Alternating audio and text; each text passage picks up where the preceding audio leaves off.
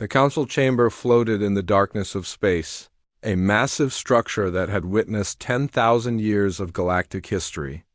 Inside the Great Hall, representatives from 47 different civilizations sat in their designated sections. Some breathed oxygen, others methane. Some had scales, others had shells or skin that glowed with bioluminescence. But today, they all shared one common purpose. They had gathered to decide the fate of humanity. At the center of the chamber stood High Arbiter Vexilon. His 6 eyes focused on the holographic display showing a small blue planet, Earth. He raised one of his 4 arms to silence the murmuring crowd. "The evidence is clear," Vexilon announced. His voice translated instantly into 47 different languages. "This species called humans has existed for only 200,000 years. Yet in that brief time they have waged over 15,000 wars. They have created weapons capable of destroying their own planet multiple times over.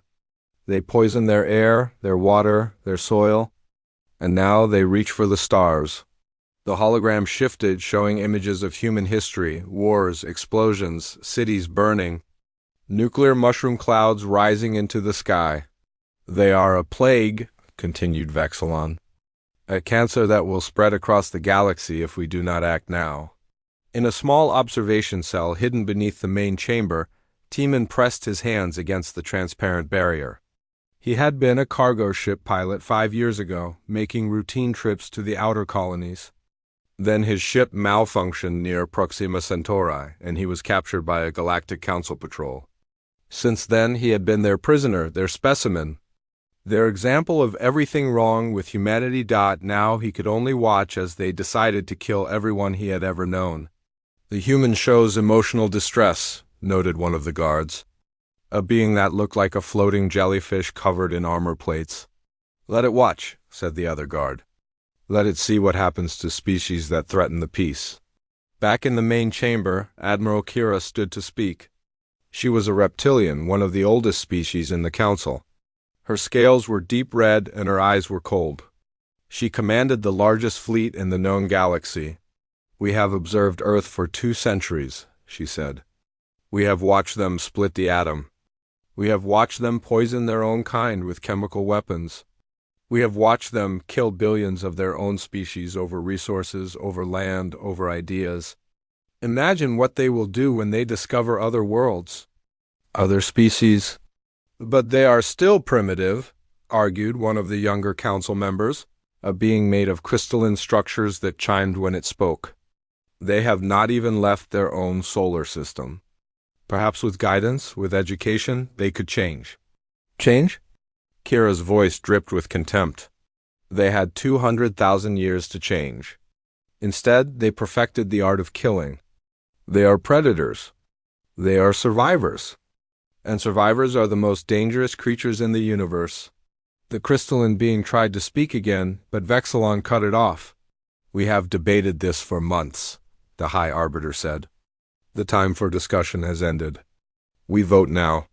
Tiemann felt his heart sink as the voting began. One by one, the civilizations cast their votes. The display showed the count rising. Green for extermination. Blue for preservation. 40-3 green. Only 4 blue. "The decision is made," Vexilon declared.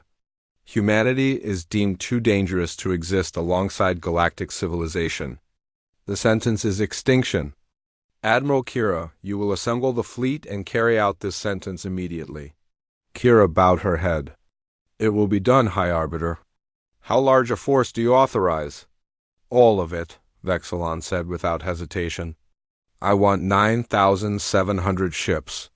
The largest armada in our history. I want overwhelming force. I want this done quickly and completely. No survivors. No escape ships. No mercy." The chamber erupted in approval. 43 civilizations celebrating the decision to commit genocide. Tiemann slammed his fist against the barrier, knowing it was useless. "You don't understand," he shouted, though no one could hear him through the soundproof cell. "You're making a mistake."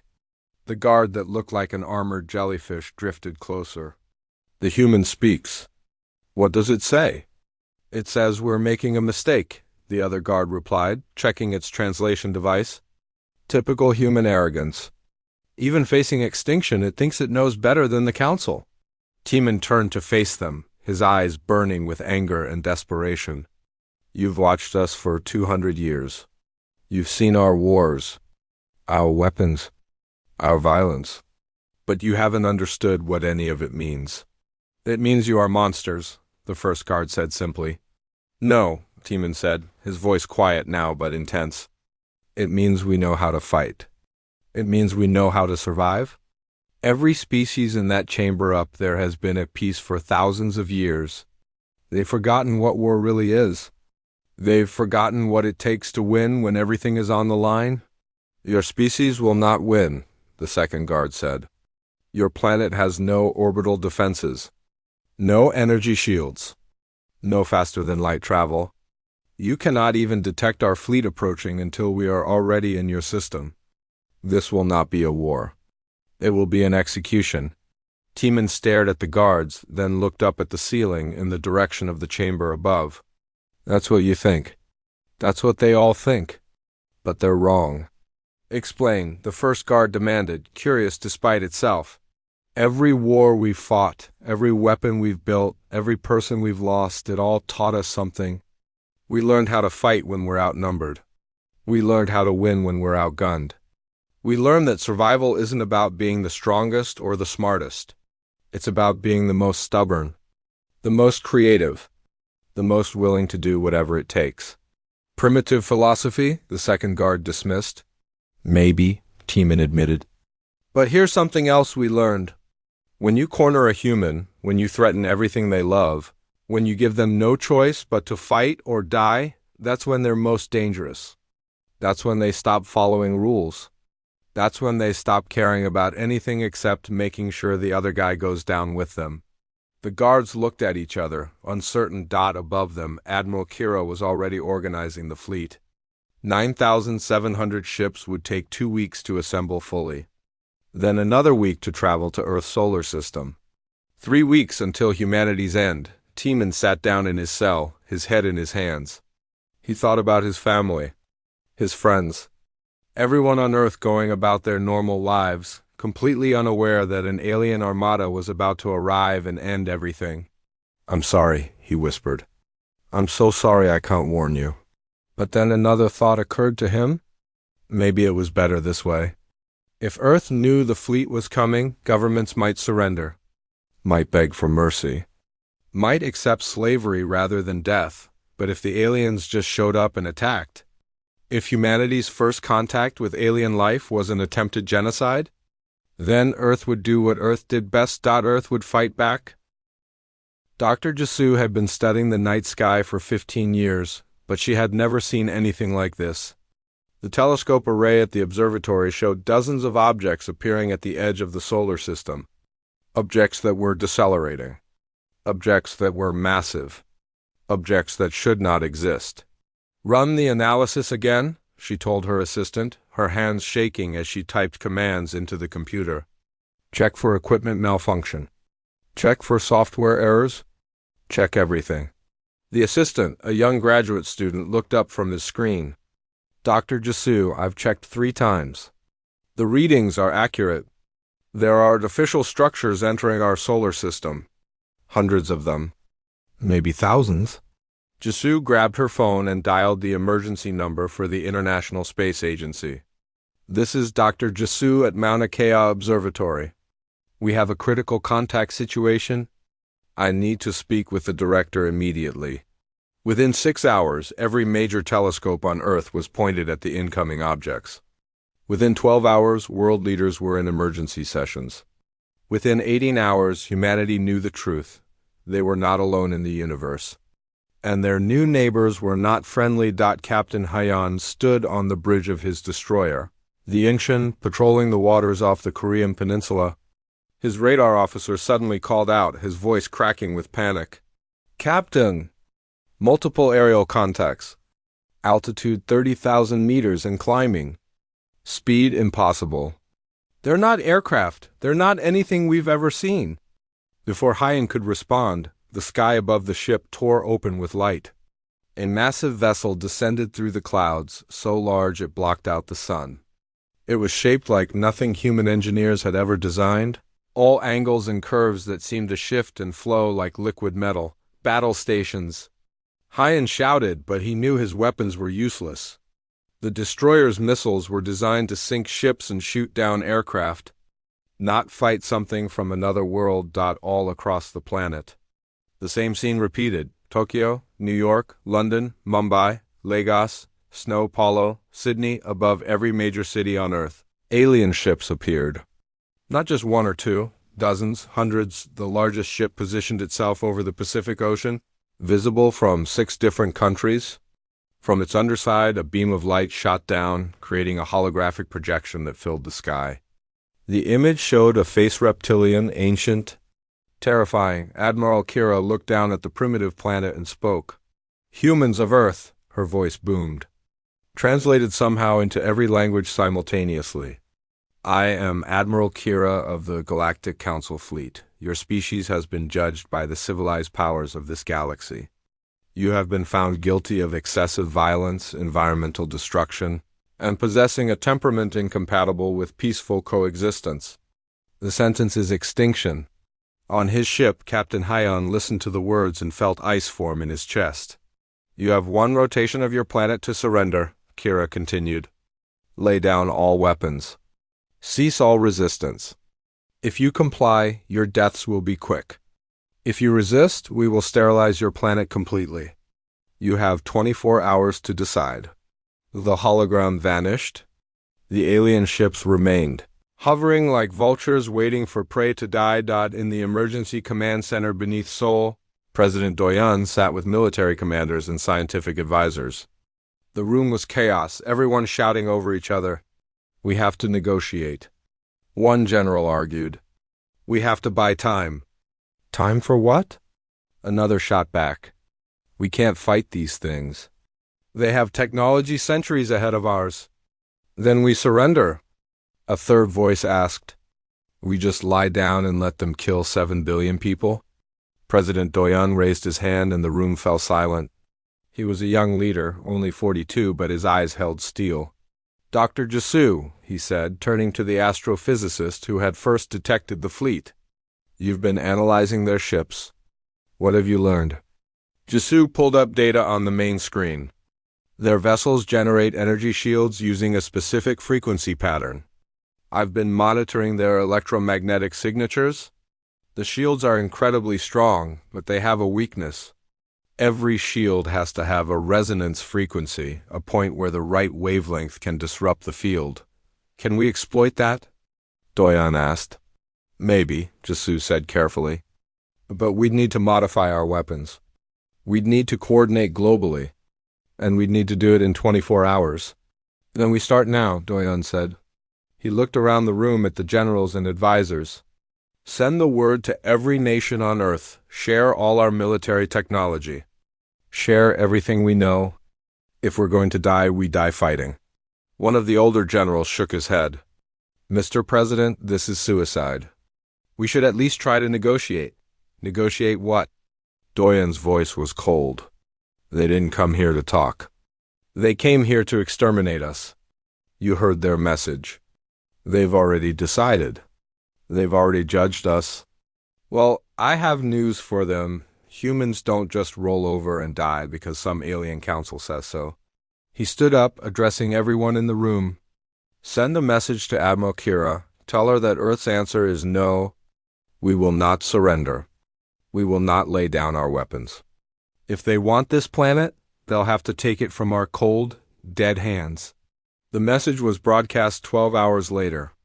Every nation on Earth stood united for the first time in history. The response was simple and clear. "Come and take it." Admiral Kira received the message on her flagship. She had expected begging. She had expected desperate pleas for mercy. She had expected surrender. Instead, she got defiance. "Foolish creatures," she muttered to her second-in-command. "They'd choose death over submission. Very well, all ships, begin the invasion. Target all military installations first. Then major population centers. I want this planet pacified within 1 week. On Earth, Captain Hyan watched the alien ship above his destroyer begin to glow with energy. He knew what was coming. He had maybe seconds to live. All crew, abandon ship, he ordered. Get to the lifeboats now. Captain, what are you doing? His first officer asked. Hyan smiled grimly. Buying time. Get everyone off. That's an order. As his crew evacuated, Hyan turned the engine directly toward the alien vessel and pushed the engines to maximum. The destroyer surged forward, gaining speed. Let's see if you're as tough as you look, he said, and activated every weapon system on the ship simultaneously. The engine's missiles launched in a swarm, streaking toward the alien vessel. The energy shields absorbed them easily, the explosions creating ripples of light across the barrier. But Hyan kept coming, the ship accelerating to ramming speed.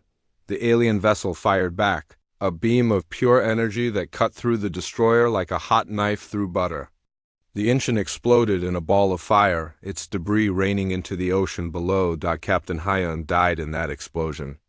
But his defiance, his refusal to surrender, was broadcast across the planet. Videos of the engine's last charge went viral within minutes. If one captain with one small ship was willing to fight impossible odds, then so was everyone else across Earth. Military forces mobilized. Dr. Jasu worked frantically with scientists from every nation, modifying weapons to exploit the shield frequency weakness. Engineers and soldiers prepared for the worst battle humanity had ever faced. In space, the alien fleet of 9,700 ships began their descent. They expected an easy conquest, a quick extermination of a primitive species. They had no idea what they were about to face, because humans had spent 200,000 years learning one lesson above all others. Survival isn't about being the strongest or the smartest. It's about being too stubborn to die. And Earth was about to show the galaxy just how stubborn humans could be. The first week of the invasion was hell on Earth. Alien ships descended on military bases across the planet, their energy weapons cutting through tanks and aircraft like paper. Cities burned. Millions died. The aliens expected surrender within days. Instead, they got something they had never encountered in 10,000 years of galactic history. They got humans fighting back with everything they had. Colonel Minho led a special forces team through the ruins of what used to be downtown Seoul. Above them, an alien cruiser hovered, its weapons scanning for targets. Minho's team moved silently through the rubble, carrying equipment that looked like it belonged in a science fiction movie. Remember, Minho whispered into his radio. Dr. Jasu said the resonance frequency has to be exact. We get one shot at this. His team had captured an alien weapon 3 days ago. Engineers had torn it apart, analyzed it, and built something new. Something that might actually work. Target locked, one of his soldiers reported, aiming a modified rocket launcher at the cruiser's underside. Fire, Minho ordered. The rocket streaked upward, its warhead pulsing with a specific electromagnetic frequency. It hit the alien shield, and for a moment, nothing happened. Then the shield flickered, rippled, and collapsed. Now! Minho shouted. Every weapon his team had opened fire.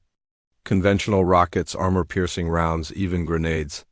The alien cruiser's hull, no longer protected by its shield, tore apart under the barrage. The massive ship listed to one side, then crashed into the Han River. With an explosion that shook the ground. It was the first alien capital ship that humanity had destroyed. It would not be the last. Across the planet, human forces adapted the same tactic. The aliens had superior technology, but they had grown complacent over thousands of years of peace. They followed predictable patterns. They announced their attacks. They gave warnings. Humans didn't do any of those things. In the skies over Europe, Wing Commander Soman led a squadron of modified fighter jets against an alien battle group. Her aircraft were outdated by human standards, designed 10 years ago. But engineers had worked miracles in 72 hours, installing resonance generators stolen from crashed alien ships. Gold Squadron, form up on me, Soman called over the radio. We're going to use the Shanghai maneuver. "Commander, that's insane," one of her pilots protested. "The Shanghai maneuver got half of Blue Squadron killed yesterday. And it took down 3 alien ships," Soman shot back. "We don't have time to play it safe. If we don't stop this battle group, they'll destroy Paris. Lock and load, people." Her squadron dove toward the alien ships, flying so close to the ground that their jet wash kicked up dust and debris. The aliens tried to track them, but human pilots could maneuver in ways the automated alien systems couldn't predict. "Resonance weapons hot," Soman announced, flipping her aircraft into a vertical climb directly beneath the lead alien ship. "Firing now." The modified missiles launched, each one tuned to the exact frequency that would disrupt the alien shields. The first missile hit, and the shield on the alien ship flickered. The second missile penetrated and struck the hull.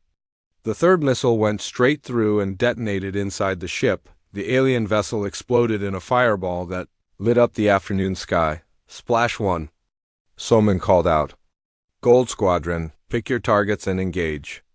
Her pilots scattered, each one hunting the remaining alien ships. It was chaos. It was desperate. It was brutal. And it was working. Back on the ground, General Joan Ho coordinated the global defense from a bunker buried 300 meters underground.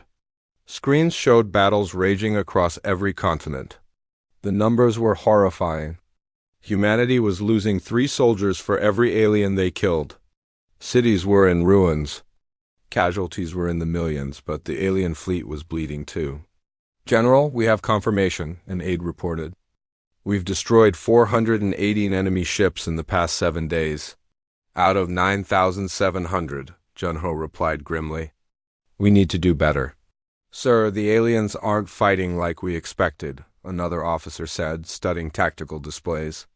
"They're using predictable formations. They announce their attacks before they happen. They follow what look like rules of engagement.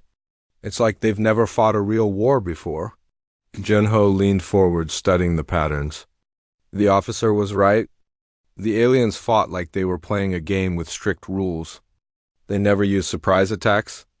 They never targeted civilian areas without warning. They never adapted their tactics when something didn't work. They're too civilized, Jun-Ho realized. They've been at peace for so long they've forgotten what war really means. "Should we exploit that?" the officer asked. "Absolutely," Jun-Ho said. "Send the word to all units. No more playing fair. We use every advantage. We hit them when they're not looking. We use their predictability against them. We make them afraid." That night, human forces launched coordinated attacks across the globe. Submarines that the aliens didn't even know existed rose from the depths and fired modified torpedoes at ships hovering over the oceans. Satellites were reprogrammed and sent crashing down onto alien vessels like kinetic missiles. Even civilian infrastructure became weapons. Radio towers were overloaded to create electromagnetic pulses. Power plants were sabotaged to explode when alien ships came too close. In the Australian outback, engineer Hannah worked with a team to modify captured alien technology. They had brought down a small scout ship 3 days ago, and Hannah had been inside it ever since, barely sleeping, studying every system. "I think I understand how their faster-than-light drives work," she announced to her team. "And if I'm right, we can build our own. In how long?" her supervisor asked. "Give me 6 months and a proper facility, and I'll give you a working prototype," Hannah said. "Give me a year, and I'll give you a fleet." "We might not have 6 months," the supervisor pointed out. "Then I'd better work faster," Hannah replied, turning back to the alien machinery. By the end of the second week, the alien fleet had lost over 1,000 ships. Admiral Kira stared at the casualty reports in disbelief.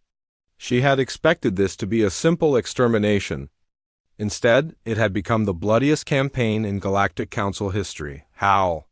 She demanded of her staff officers, "How are these primitives doing this?" "They don't fight like civilized species," one officer reported. "They use suicide attacks. They weaponize their own infrastructure. They target our ships when we're refueling or repairing. They attack from underwater. They ram us with their spacecraft. They have no concept of honorable warfare.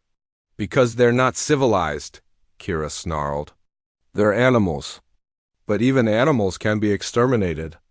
Double our attack tempo. I want every human population center hit simultaneously. No more warnings. No more mercy. But doubling the attack tempo meant the aliens became more predictable, not less. It meant they made mistakes. It meant they got sloppy, and humans were waiting to exploit every single mistake. Colonel Minho's team had grown from 12 soldiers to over 300. They had become specialists in hunting alien ships on the ground, using guerrilla tactics that the aliens had no defense against. There, Minho said, pointing to an alien transport that had landed in a forest clearing. They're refueling. They've set up a perimeter, but it's only 50 meters. They don't scout beyond that. His team crept through the trees, moving with the silence of predators. They planted explosives. They set up ambush positions. They waited until the alien crew was most vulnerable, then they struck. The explosives detonated, shredding the alien perimeter guards. Minho's soldiers opened fire with resonance weapons, cutting down aliens as they tried to retreat to their ship. Within 3 minutes, the battle was over. Within 5 minutes, Minho's team had stripped the transport of every useful component and disappeared. Back into the forest, the aliens sent search parties. They found nothing except booby traps that killed 6 more of their soldiers. By the end of the 3rd week, Admiral Kira had lost 2,000 ships. 2,000 out of 9,700. More than 20% of her fleet. Destroyed by a species that didn't even have faster-than-light travel. She called an emergency meeting with her senior commanders. "We need reinforcements," she announced. "Contact the council. Tell them we need another 5,000 ships." "Admiral," one of her commanders said carefully, "if we request reinforcements, the council will ask why. They will question our competence. They may relieve you of command." Kira slammed her fist on the table. "Then what do you suggest? That we continue losing ships until these humans overrun us?" The commanders looked at each other nervously. None of them wanted to admit the truth. They were losing. Commander Yunji had been a cargo pilot before the invasion.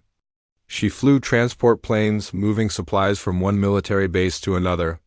Nothing exciting. Nothing dangerous. Then the aliens came and everything changed. Now she stood on the bridge of a captured alien cruiser, surrounded by human engineers who had spent the last month learning how to operate the foreign technology. The ship hummed with power beneath her feet, systems that humanity had only dreamed of now under their control. "All stations report ready," her first officer announced. He used to be an air traffic controller. Now he was helping command a starship. "How many ships do we have operational?" Unji asked. 14 cruisers, 23 frigates, and 42 scout vessels, the officer replied. "It's not much compared to what the aliens still have, but it's more than they expect us to have." Yunji smiled. It wasn't a friendly smile. It was the smile of someone who had lost friends, family, and half her planet to an unprovoked invasion. It was the smile of someone ready for payback. "Target the alien command ship in high orbit," she ordered. "We're going to cut off the head of this snake." The captured human fleet launched from hidden positions around the moon. Engineers had discovered that Earth's natural satellite had been perfect for concealing their preparations. The aliens had sensors that could detect energy signatures, but those sensors were designed for advanced technology. They kept missing the human ships because humans were still using some primitive systems alongside the stolen alien tech. Admiral Kira was reviewing battle reports when alarms blared across her flagship.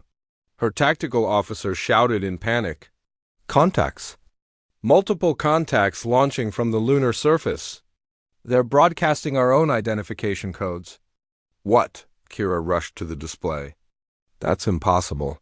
Humans don't have—" She stopped. On the screen, dozens of ships that looked exactly like her own vessels were accelerating toward her position. "Those are our ships," her weapons officer said in disbelief. "How did they get our ships?" "Because we underestimated them," Kira said quietly. "Again, all vessels, combat positions. Prepare to engage." But the human fleet wasn't attacking predictably. They came from multiple directions simultaneously. They used tactics the aliens had never seen before, weaving and dodging in patterns that seemed chaotic but were actually carefully coordinated. Commander Yunji's cruiser fired first, its weapons targeting the shield generators on Kira's flagship. The resonance frequency that Dr. Jisu had discovered weeks ago was now programmed into every human weapon. The flagship's shields flickered and failed. "All ships, concentrate fire on the command vessel," Yunji ordered. The entire human fleet unleashed everything they had. Energy weapons, kinetic missiles, even old-fashioned railguns that engineers had mounted on the captured ships. The alien flagship's armor held for almost 30 seconds. Then it began to break apart. Admiral Kira ran for the escape pods as her ship died around her. She made it to a pod and launched just as the flagship's power core exploded, creating a small sun in Earth's orbit that was visible from the surface. On the ground, people stopped and stared at the sudden bright light in the sky. Then they cheered. The alien command ship was destroyed. The invaders were losing, but Kira survived. Her escape pod made it to another ship, and she immediately took command. She was furious, humiliated, and now truly dangerous. "New orders," she broadcast to what remained of her fleet. "No more restraint. No more targeted attacks. I want every weapon we have pointed at that planet. We're going to sterilize the surface. If we can't conquer them, we'll kill them all." Deep in his cell on the Galactic Council station, Teeman heard the emergency alerts. The guards were rushing around, their usual calm replaced by barely controlled panic. He pressed against the barrier of his cell, trying to understand what was happening. "What's going on?" he demanded. One of the guards paused. "Your species is destroying the fleet. Admiral Kira has lost over half her ships. The council is in chaos. Some members want to send reinforcements. Others want to retreat. They're arguing while your people are winning." Teeman felt a surge of hope and pride. "We told you. We warned you. Humans don't surrender. Your planet is about to be destroyed," the guard said. "Admiral Kira has authorized planetary bombardment. She's going to burn your world until nothing lives." "Is that winning?" The hope in Teeman's chest turned to ice. He knew Kira's reputation. She was old, traditional, and believed in total victory or total destruction. If she couldn't conquer Earth, she would make sure no one could. "You have to stop her," Teeman said. "You have to call her back." "The Council has no authority once an extermination order is given," the guard replied. "We can only watch." "Then I need to get out of here," Teeman said urgently. "I need to warn Earth. They need to know what's coming." The guard stared at him for a long moment. Then it did something unexpected. It deactivated the cell barrier. "I am Kelvin," the guard said, using its name for the first time. "I voted to preserve your species. I was one of the 4 who said no to extermination. I believe this entire operation is wrong. If you can escape and warn your people, then do it." Teeman didn't hesitate. He ran. The council station was in chaos. Representatives were shouting at each other. Some were trying to contact Admiral Kira. Others were demanding immediate withdrawal. The crystalline being who had argued for humanity weeks ago was screaming that this had always been wrong, that the Council had committed an unforgivable crime. High Arbiter Vexilon tried to maintain order, but even his authority was breaking down. The Galactic Council, which had stood for 10,000 years, was fracturing. Teeman found a communications relay and started frantically trying to hack into it. He wasn't a trained spy or soldier. He was just a cargo pilot who had learned a few things about alien technology during his years of captivity. But desperation made him fast. He broke through the security protocols and broadcast a message toward Earth on every frequency he could access. "This is Commander Teeman, human citizen, calling Earth. Admiral Kira has authorized complete planetary bombardment. She's going to glass the surface. You need to take out her remaining ships now, or everyone dies. I repeat, this is not a limited war anymore. They're going for total extermination." He didn't know if anyone heard him. The transmission cut off as station security finally located him. But he had tried? That was all he could do. On Earth, General Junho received the transmission in his bunker. He stared at the screen, then at his staff. How many alien ships are left? He asked quietly.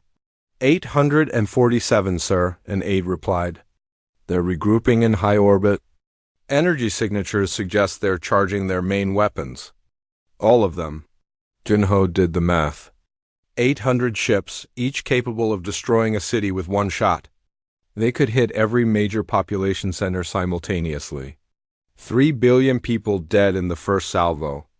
The rest would die slowly from the resulting environmental collapse. We can't stop them all, he said. Even with our captured ships, we can't stop them all. Then we don't stop them, said Commander Yunji's voice over the radio. She was still in orbit with the human fleet. We chase them, explain, Junho demanded. They want to bombard Earth? Fine, but we'll attack every ship that doesn't run. We'll make them choose between killing us and saving themselves. And sir, I know humans. I know how we think. If we're going to die anyway, we're taking as many of them with us as possible. Junho understood. It was the same principle as Captain Hyon ramming his destroyer into an alien ship 3 weeks ago. If you're going to lose, make the victory so costly that the enemy wishes they had never started the fight. Do it, Junho ordered. All forces engage at will. Make them bleed for every meter. The human fleet, both captured ships and modified Earth vessels, charged directly at the alien formation. It should have been suicide. It was suicide. But humans had learned something over 200,000 years of warfare. Sometimes the only way to win is to be willing to lose everything. The battle that followed lasted 6 hours. The aliens tried to maintain formation for the bombardment. Humans tore into them from every angle. Ships exploded on both sides. The space around Earth became a graveyard of debris and bodies. Admiral Kira watched her fleet continue to disintegrate. She had come here with 9,700 ships. Now she had less than 500. And the humans were still fighting. Retreat, she finally said, the word tasting like poison in her mouth. All ships break orbit and retreat to the outer system. Admiral, if we retreat, the Council can go to hell. Kira screamed. Retreat, now. The alien ships broke formation and ran. The human fleet pursued, destroying stragglers. By the time the aliens reached the edge of the solar system, only 18 ships remained, 18 out of 9,700, the greatest military disaster in Galactic Council history. 6 months after the invasion ended, Earth looked very different. The cities were still being rebuilt. The dead were still being counted. The scars of the war covered every continent. But humanity had survived. And more importantly, humanity had learned. Admiral Soman stood on the bridge of the EDF Incheon, named after Captain Hyon's destroyer that had made the first brave stand against the invasion. But this ship wasn't a primitive Earth vessel. This was a fully operational warship built with a combination of human engineering and captured alien technology. Fleet status? Soman asked her first officer. All 3,000 ships report ready, Admiral, he replied. We're maintaining formation at the edge of the solar system. Faster than light drives are charged and ready on your command. 3,000 ships.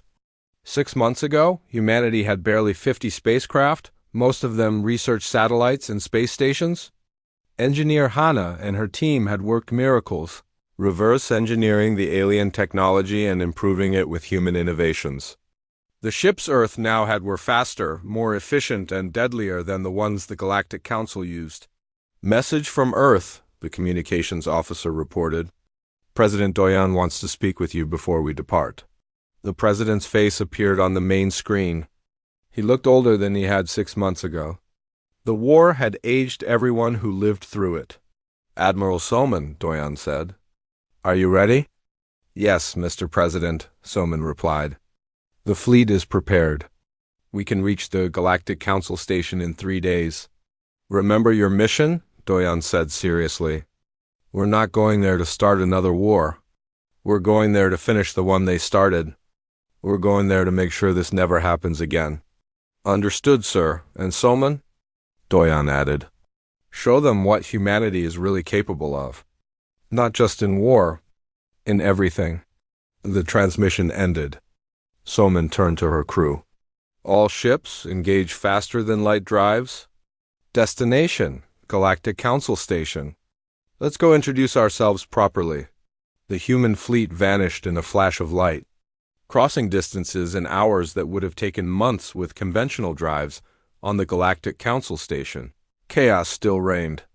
The 18 surviving ships from Admiral Kira's fleet had returned weeks ago with their tale of disaster. Since then, the Council had been in constant emergency session. Representatives shouted at each other. Some demanded immediate mobilization of all military forces to finish what Kira started. Others argued for immediate peace negotiations. High Arbiter Vexilon had aged visibly. His 6 eyes were dull with exhaustion and stress. The council he had led for 20 years was falling apart. Order! He shouted, trying to restore calm. We must reach a decision. The decision is obvious, roared one of the war faction representatives. Humanity has proven to be exactly as dangerous as we feared. We must mobilize every ship from every world and destroy them before they develop faster-than-light capability. It's too late for that, said a quiet voice. Everyone turned to look at the speaker. It was Kelvin, the guard who had freed Teeman. Kelvin now stood as a temporary representative for his people, replacing the previous representative who had resigned in shame. What do you mean? Vexilon asked. I mean the humans are already here, Kelvin said. Gesturing to the viewing screens, the council chamber erupted in panic, as the screens showed 3,000 human warships surrounding the station. They had appeared without warning, their faster-than-light drives more advanced than anything the council possessed. How is this possible? Vexilon whispered. Admiral Kira, who had been sitting in disgrace in the corner of the chamber, stood up. Because they're adaptable. Because they learn faster than we do. Because we gave them 6 months and access to our technology and they used it better than we ever could. A transmission request came from the human fleet. After a moment of hesitation, Vexilon accepted it. Admiral Summon's face appeared on every screen in the chamber. She wore a crisp military uniform and her expression was absolutely neutral. Greetings, Galactic Council, she said in perfect Galactic Standard language. I am Admiral Salman of the Earth Defense Fleet. I believe we have some things to discuss. Vexilon tried to compose himself. Humanity has made an impressive recovery. But you must understand, this council station is neutral territory. You cannot threaten us here without consequences. Consequences? Summon's expression didn't change. Like the consequences of sending 9,700 ships to commit genocide? Those kinds of consequences? Silence fell over the chamber. I'm not here to threaten you, Soman continued. I'm here to deliver a message from Earth, a message that President Doyan wants every civilization in this galaxy to hear clearly. Another face appeared on the screens beside Salman. Teeman, the human pilot who had been imprisoned for 5 years, who had escaped and warned Earth of the final bombardment attempt. He stood beside Salman, wearing the same military uniform, his expression proud. I am Commander Teeman, he said. I was your prisoner. I was your example of everything wrong with humanity. But I survived. Earth survived. And now we're here to tell you how things are going to be from now on. President Doyan's face appeared on the screens, broadcasting from Earth itself. 6 months ago, Doyan said, his voice calm but carrying absolute authority, your council judged humanity. You decided we were too violent, too dangerous to exist. You sent a fleet to exterminate us. You killed millions of our people. You destroyed our cities. You tried to end our species. He paused, letting the words sink in. You failed. Not because we were stronger than you. Not because we had better technology. You failed because you fundamentally misunderstood what humanity is. Yes, we're violent. Yes, we've fought thousands of wars. But do you know what all those wars taught us? They taught us how to survive impossible odds. They taught us how to adapt when everything is against us. They taught us that the only thing more dangerous than a human with nothing to lose is a human protecting everything they love. Vexilon tried to interrupt. President Doyon, we understand that mistakes were made, but I'm not finished, Doyon said coldly. Earth has two demands.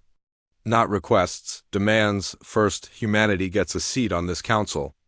A full voting seat with all the rights and privileges that come with it.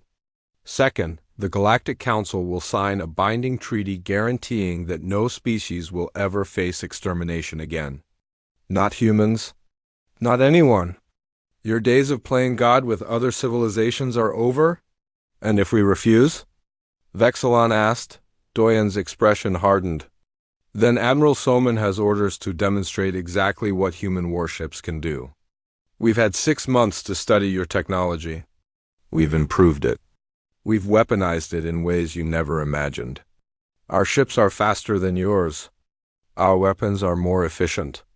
And most importantly, our warriors actually know how to fight. So you have a choice. Accept us as equals, or test whether 3,000 human ships can defeat whatever forces you have left. I don't recommend the second option. The council chamber erupted in argument again. Some representatives were outraged. Others were terrified.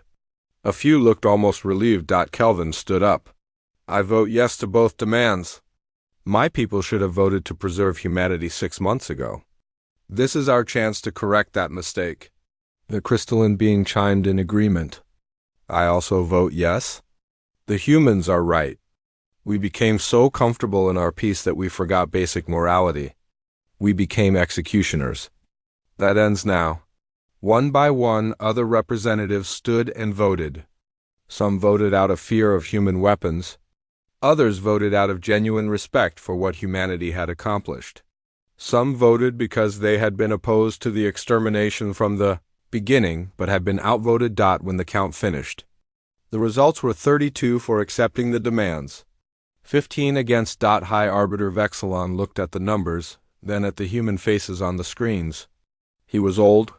He was tired. And he knew when he was beaten. The Council accepts your demands, he said formally. Humanity will be granted the 48th seat on the Galactic Council. We will draft a treaty protecting all species from extermination orders. Welcome to galactic civilization. Though I suspect you've earned your place through means we never anticipated, we earned our place by surviving your attempt to murder us, Soman said bluntly. Don't ever forget that the transmission ended. The human fleet held position for another hour, just to make their point clear. Then they departed, heading back to Earth. On the station, Admiral Kira approached Vexilon. She looked broken, her career destroyed, her reputation in ruins. They humiliated us, she said quietly. They made us look weak in front of the entire galaxy. No, Vexilon replied. We did that ourselves when we tried to exterminate a species for being different from us. The humans just made sure everyone saw it clearly. 3 days later, the human fleet returned to Earth orbit. They were greeted as heroes. Cities that were still being rebuilt found time to celebrate. People looked up at the ships in the sky and felt something they hadn't felt in months. Safety, pride, hope in the presidential office in Seoul. President Doyon met with his military commanders, scientists, and advisors. They had won the war. They had secured their place in galactic civilization. But Doyon knew the real work was just beginning. We can't become what they feared, he said to the assembled group. We fought them because they tried to exterminate us. But we can't let that victory turn us into conquerors.